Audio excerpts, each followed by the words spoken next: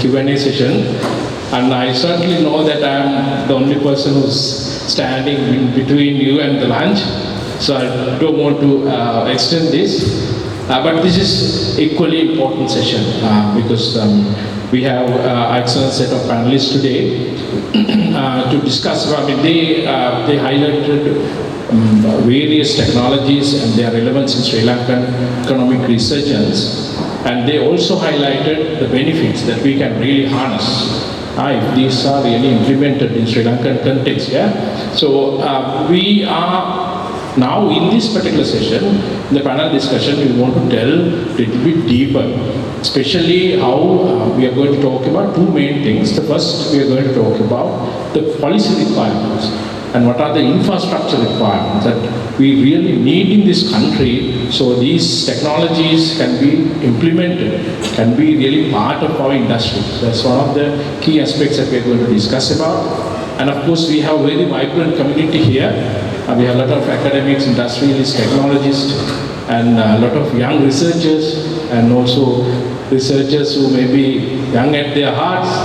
It's a very vibrant community. Yeah, so we will try to also understand what is their role. How can these stakeholders can really play a part in this whole endeavor. So that's the main the theme of the discussion, these two objectives.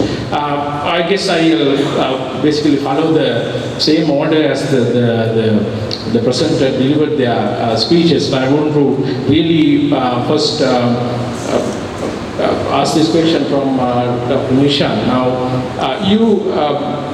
you highlighted some of the advantages of really embracing some of these technologies, especially Industry 5.0 related technologies to local context.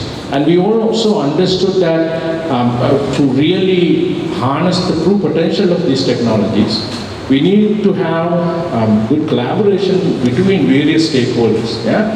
We have cross-industry collaborations, and you talked about in your speech the industry academia stakeholders, and of course we have students, how we can really upgrade their skills so that they can really take up the challenges that Industry 5.0 really poses at them.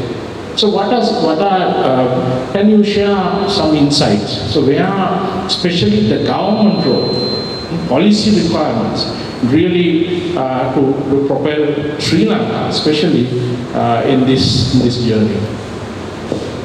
Thank you so much, Dr. Ruchira. So I guess during my presentation also I mentioned that there's a requirement to amend certain policies. So government has a very big role to play in this. Now when it comes to policies, there are policies that affect the industries as well as academia. Now when it comes to the learning, the universities and the schools are the main forms of education viewers in Sri Lanka. So we need certain changes. For instance, now if we want our labor force to be prepared for these technologies, we have to ensure that we give the correct knowledge. But what we see is there are certain set of labor forces in Sri Lanka without that sufficient knowledge. For instance, they won't get, if they haven't got higher education, they don't get a chance to get that higher education later in their lives. Now if you look at countries like America or like developed countries, they have night schools, they have other forms of methods to get that education. I think we need to implement something like this so that everyone will have that required knowledge level. And also in terms of policies, what is important is now we are talking about AI, we are talking about data analytics, we are talking about data sharing and all these things. So with that comes different security issues. So we need to have policies, it could be in the form of cybersecurity policies, to ensure that the data does not get into the wrong hands. That is extremely important. Also, in terms of infrastructure, we are now, I think Dr. Sampath also mentioned, so when we bring down certain equipment, the government is not even aware of the different technologies or the frequencies behind those telecommunication equipment. So they need some sort of reform. So I think for that, they need to look at what is happening in other countries and look at the latest technologies and make these reforms right now. Otherwise, we are going to be far behind foreign countries. And also now, what I have seen is over the last few decades, Sri Lanka has formed different institutes. For instance, for research, we have NSF, NRC, likewise, many institutes.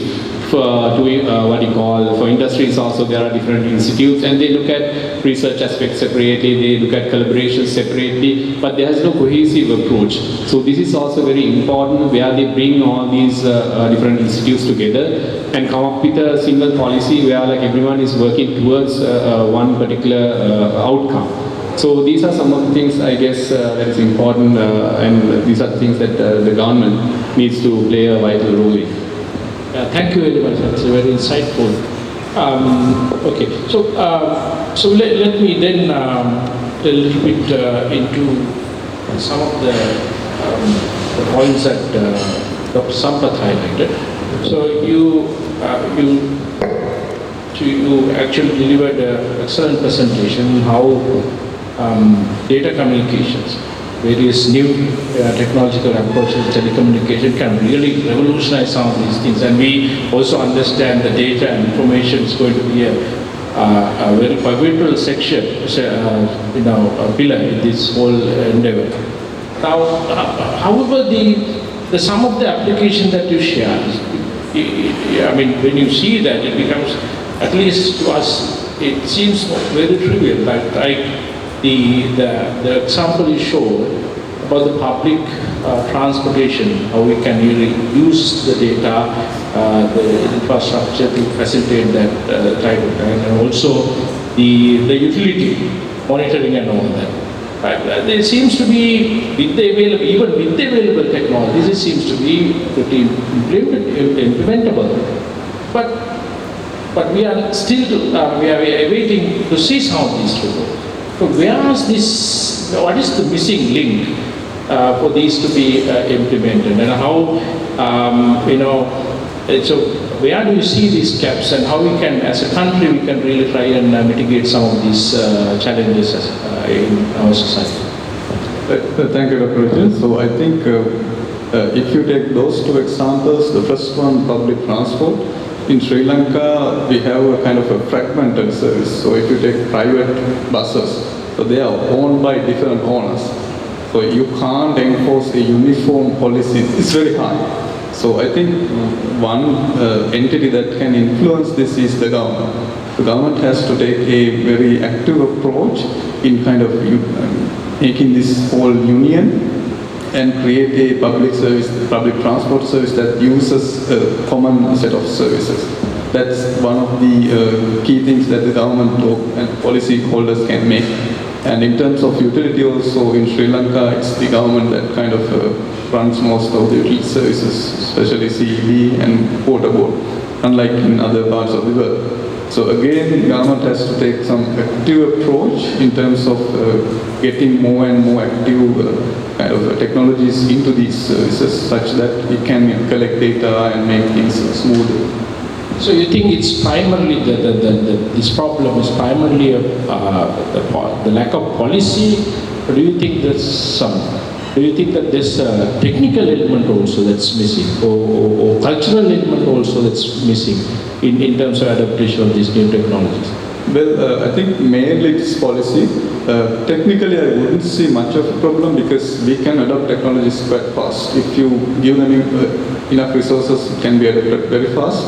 Culturally, we might have some problems, especially if you are trying to get this older generation to use the tap system, reloading the tap.